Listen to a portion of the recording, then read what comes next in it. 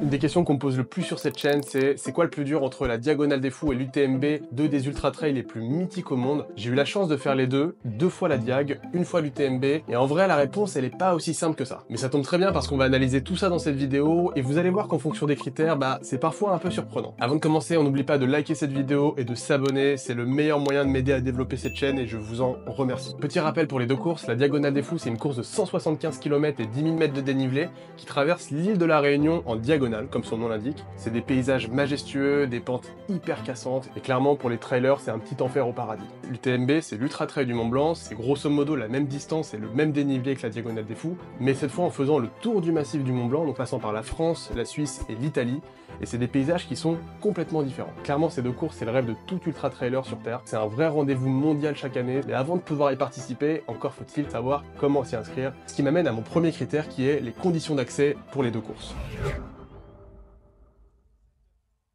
Les deux courses qui sont tellement prisées qu'en fait le seul moyen de départager tous les participants, c'est de passer par un tirage au sort. Donc pour s'inscrire au tirage au sort de la Diagonale des Fous, il faut simplement justifier dans les 2 années qui précèdent l'édition à laquelle vous voulez participer, d'avoir terminé 2 courses qui donnent 85 points. Qu'est-ce que ça veut dire concrètement 85 points? En fait le système pour compter c'est 1 km égale 1 point et 100 mètres de dénivelé égale 1 point. Donc si vous faites une course de 60 km avec 2500 mètres de dénivelé, vous avez 85 points. Et ça, il faut le faire 2 fois en 2 ans. Surtout, les chances de tirage au sort, elles sont assez hautes. Vous avez quand même, je crois, 40% de chances d'être tiré au sort quand vous vous inscrivez la première année. Et si vous n'êtes pas tiré au sort la première année, si vous vous réinscrivez, vous avez plus de chances d'être tiré au sort la deuxième année. Il y a carrément une autre façon de pouvoir participer à la Diagonale des Fous via un package qui inclut le dossard, l'hôtel, le vol pour aller à l'île de la Réunion, qui vous garantit votre dossard pour l'édition à venir. C'est exactement ce que j'avais fait moi à l'époque. J'avais jamais fait de trail de ma vie, je me suis inscrit à la Diagonale des Fous, puis j'ai fait mes 2 courses qui ouvrent 85 points dans les 3-4 mois qui ont suivi. Ce qui est complètement inconscient, mais je parlerai de cette expérience dans une prochaine vidéo. Finalement, c'est quand même assez facile de pouvoir participer à cette course. Ça veut pas dire la finir, ça veut dire de pouvoir y participer. Pour l'UTMB, c'est beaucoup plus compliqué que ça, mais je vais essayer de faire le plus simple possible. Il faut 2 conditions. La première, c'est d'avoir un index UTMB valide. Alors qu'est-ce que ça veut dire concrètement? Il faut que vous ayez au moins dans votre palmarès, dans les 2 années qui précèdent l'édition, une course qui fasse 100 km. Donc pareil, même principe que la Diagonale des Fous, si vous avez une course de 80 et 2000 mètres de dénivelé, ça fait 100 km, donc ça fonctionne. Ça, jusqu'à là, ça va. La deuxième condition, beaucoup plus compliquée, il faut avoir au moins une Running Stone. Alors qu'est-ce que c'est une Running Stone? C'est un point que l'on peut récupérer uniquement sur les UTMB World Series, qui sont toutes les courses labellisées UTMB sur le circuit mondial. Donc c'est des courses qui sont très prisées par tous les coureurs. En France, il n'y en a que 4. Après, vous pouvez le faire en Europe ou partout dans le monde, mais c'est beaucoup plus compliqué d'arriver sur ces courses-là. D'une part, ça coûte beaucoup plus cher qu'une course classique, et en plus, il faut vraiment anticiper pour avoir son dossard. Et en fait, le principe des Running Stones, c'est que plus vous en avez, et plus vous avez de chances d'être tiré au sort. Donc si vous avez qu'une Running Stone, en fait, vous avez quand même très peu de chances d'être tiré au sort par rapport à quelqu'un qui va avoir 15-16 Running Stones parce qu'il les aura accumulés depuis 2 ans. D'autant qu'aujourd'hui, l'UTMB, c'est vraiment la course la plus populaire au monde. Typiquement, sur l'édition 2024, il y avait 115 nationalités qui étaient représentées en 2700 coureurs. Il y a toutes les chaînes de télévision qui sont là, et en fait, ça devient vraiment un très très gros événement dans le monde. Petite parenthèse, pour l'UTMB, ils ont vraiment simplifié l'exigence physique pour participer à la course. Avant, c'était vraiment plus compliqué que ça, il fallait faire au moins 2 courses de 120 km pour pouvoir participer au tirage au sort. Donc en fait, la conséquence de ça, c'est que ça a aussi démocratisé l'accès à cette course, qui est beaucoup plus simple qu'avant, qui fatalement rend le tirage au sort beaucoup plus compliqué. Et sur l'UTMB, il n'y a pas de package possible, on peut pas prendre son dossard avec une agence de voyage, c'est vraiment, faut passer par le tirage au sort. Pour résumer, sur ce premier critère, c'est vraiment l'UTMB qui est le plus difficile d'accès. Le deuxième critère sur lequel on va comparer ces deux courses, c'est le profil. Donc pour ceux qui sont pas familiers avec la notion de profil, en fait c'est comme si on se mettait sur le côté de la course, qu'on dézoomait à fond et qu'on voyait la course vue de côté, d'où le mot profil, et que ça nous permettait de voir en fait toutes les variations de dénivelé du début à la fin. Donc là on se parle vraiment de variations de dénivelé, mais pas du tout de terrain. Donc si on met les deux profils l'un à côté de l'autre, on voit en fait que pour l'UTMB, il y a un enchaînement de cols qui est assez régulier, des grandes montées, des grandes descentes. Quand on est en bleu marine, ça veut dire qu'on est au-dessus de 30%, donc ça veut dire que c'est assez pentu. Ça on le voit régulièrement tout au long de la course. Après Courmayeur, on arrive vraiment dans une deuxième partie de course qui est un peu plus difficile que la première à mon goût. Tout de suite on se fait casser avec une très très grosse ascension, puis une deuxième très grosse ascension. Là en fin de course on a carrément 3 km verticaux qui interviennent, et quand on a 150 km dans les jambes avec 7000 de dénivelé, c'est vraiment assez cassant quoi. Là où sur la Diagonale des Fous, l'effort il va être vraiment réparti différemment. Donc là on a une longue montée pendant environ 55 km, on a un premier pic qui arrive assez tardivement à 60 km, puis un deuxième qui arrive à 75 km, 80 km, et après après encore un petit qui arrive à 95 km, et enfin une très très grosse ascension qui fait carrément 20% du dénivelé d'un coup, qui arrive au 110e kilomètre. Voilà, deux courses qui sont pas construites de la même façon. Et après, autre point, c'est l'altitude. L'altitude, c'est un vrai point aussi, hein, quand on fait de l'ultra trail, quand on passe au-dessus de 2500, bah, on commence à ressentir les effets du manque d'oxygène. En tout cas, moi je suis hyper sensible à ça, ce qui n'est pas le cas de tout le monde, mais on voit que sur l'UTMB, bah, en fait on passe 1, 2, 3, 4, 5 fois au-dessus de 2400 mètres d'altitude, là où sur la Diagonale des Fous, on passe une seule fois au-dessus de 2400 mètres. Voilà, en fait, en juger juste par le profil de la course, ça reste l'UTMB qui est devant en termes de difficulté, parce que bah, y a un enchaînement d'efforts qui est un peu plus important que sur la Diagonale des Fous, où bah, c'est construit différemment. Mais le profil, c'est évidemment à prendre avec des pincettes, et c'est difficile de le dissocier du terrain et même des difficultés qui sont inhérentes à la course, qui va être l'objet de mon troisième point.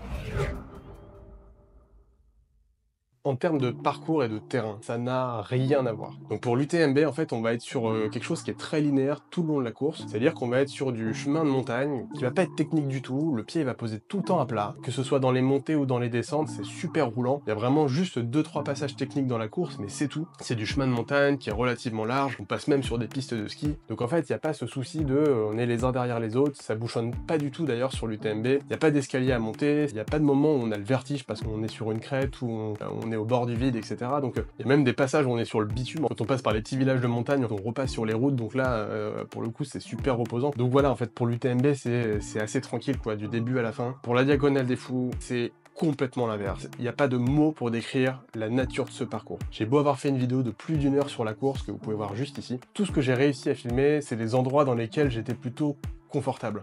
Mais tout ce que je n'ai pas filmé, c'est tous les endroits qui sont juste complètement dingues dans lesquels on passe. Et en vrai, bah, la Diagonale des Fous, elle est extrêmement compliquée par son terrain. C'est assez piégeux d'ailleurs, parce que vraiment sur toute la première partie du parcours, là, les 55 premiers kilomètres, ça monte tranquillement, c'est assez facile, il n'y a pas de grosses difficultés, et on se dit, mais en fait, la course, elle démarre quand, quoi. Et puis d'un coup, on arrive sur des crêtes qui sont hyper techniques, faut descendre et monter des petites échelles qui sont juste verticales. Votre pied ne posera plus jamais à plat à partir de ce moment-là, et en fait, bon, si vous n'avez pas les chevilles solides, c'est même pas la peine que bah, votre cheville elle va tourner en permanence. Puis une autre difficulté qui rend la course la plus difficile, hein, c'est qu'à partir de Sillaos, au 76e kilomètre, on a une énorme ascension qui s'appelle l'ascension du col du Tailbit, qui est vraiment très compliquée et qui emmène dans le cirque de Mafat, qui est donc une cuvette dans laquelle vous ne pouvez pas accéder en voiture. Donc à partir du moment où vous rentrez dans le cirque de Mafat, il faut être sacrément sûr de soi parce que vous ne pourrez plus en sortir autrement que par vos propres moyens. Et en vrai, bah, le cirque de Mafat, s'il n'y a pas d'accès en voiture, c'est pas pour rien, c'est que c'est complètement dingue, c'est complètement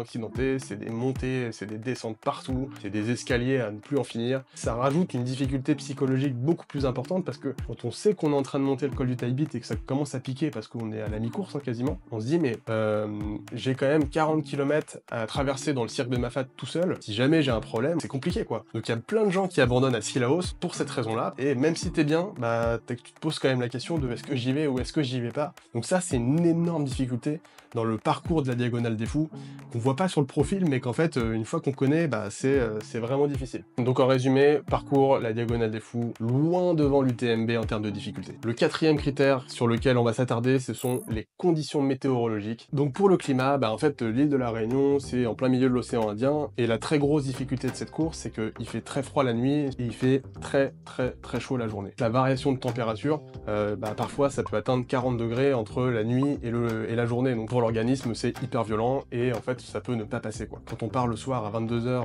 et qu'il fait 27 degrés, assez humide, commence déjà à transpirer, surtout que ça part très vite au départ, donc on a vite fait de perdre déjà de l'eau à ce moment-là, et quand on commence à monter en altitude et qu'on est mouillé, c'est le meilleur moyen de tomber malade pour le reste de la course. Et cirque de Mafat, généralement on le traverse quand il fait vraiment très chaud, donc c'est vraiment très facile de se déshydrater, de pas manger correctement, donc le climat de l'île de la Réunion, c'est vraiment très compliqué pour cette course. Pour l'UTMB, c'est un peu différent, il peut faire très chaud la journée, donc cette année, nous on a eu le kit canicule qui a été déclenché, parce qu'il faisait vraiment chaud la journée. Il peut faire aussi très froid la nuit, il peut faire jusqu'à -10 quand on passe en altitude. Il peut y avoir de la neige, il peut y avoir de la glace, ce qui n'a pas été le cas de l'édition que j'ai faite en 2024, où il a fait relativement bon, j'ai même quasiment pas mis la veste, hein, j'ai mis juste la veste pour passer un col, mais c'est tout. En fait, c'est un petit peu la loterie d'une édition à l'autre en fonction de la météo, donc là c'est moins certain que la Réunion, hein. La Réunion, bon, en fait, tous les ans on sait qu'on va avoir chaud la journée, très froid la nuit, là où sur l'UTMB, il peut y avoir une météo clémente certaines années. Encore une fois, je mettrai la Diagonale des Fous devant en termes de difficulté. Et enfin, dernier critère pour départager ces deux courses, ce sont les règles qui sont inhérentes à chacune. Et parmi les règles inhérentes à chacune des deux courses, la première règle, c'est les bâtons. Sur la Diagonale des Fous, les bâtons sont interdits. Ne pas avoir de bâton est une énorme difficulté supplémentaire, notamment et surtout sur un terrain comme à La Réunion. Et là, les puristes, je vous attends en commentaire pour me dire que les bâtons, c'est pas vraiment du trail. Mais voilà, juste pour dire que les bâtons, en fait, c'est autorisé sur l'UTMB, pas autorisé sur la Diagonale des Fous, et en fait, c'est une énorme aide, c'est beaucoup moins fatigant que ne pas en avoir. Deuxième point, sur les règles qui sont inhérentes à chaque course, ce sont les barrières horaires, ce qui est le temps imparti réglementé pour pouvoir finir la course. Donc il est de 66 heures sur la Diagonale des Fous et il est de 46h30 sur l'UTMB. Donc là pour le coup, 20 heures de moins pour une distance équivalente, c'est quand même assez énorme. Quelqu'un qui fait la Diagonale des Fous en 65 heures, pas certain qu'il puisse réussir à finir l'UTMB en 46h30. C'est pas impossible, mais ça veut dire qu'il y a beaucoup moins de répit, beaucoup moins de temps où on peut s'arrêter, donc c'est objectivement beaucoup plus compliqué de terminer la course dans le temps imparti sur l'UTMB.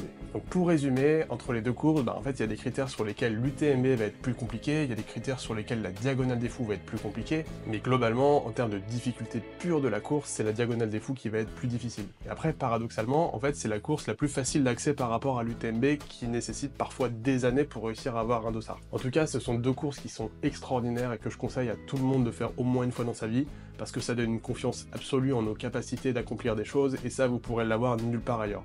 Et puis n'oubliez pas que si moi j'ai réussi à le faire, vous aussi vous pouvez le faire en vous préparant. Et si ça vous intéresse, j'ai fait 2 films de ces 2 courses que vous pouvez voir sur ma chaîne YouTube, je les fais apparaître juste ici. Merci beaucoup d'avoir regardé cette vidéo, et je vous dis à très vite.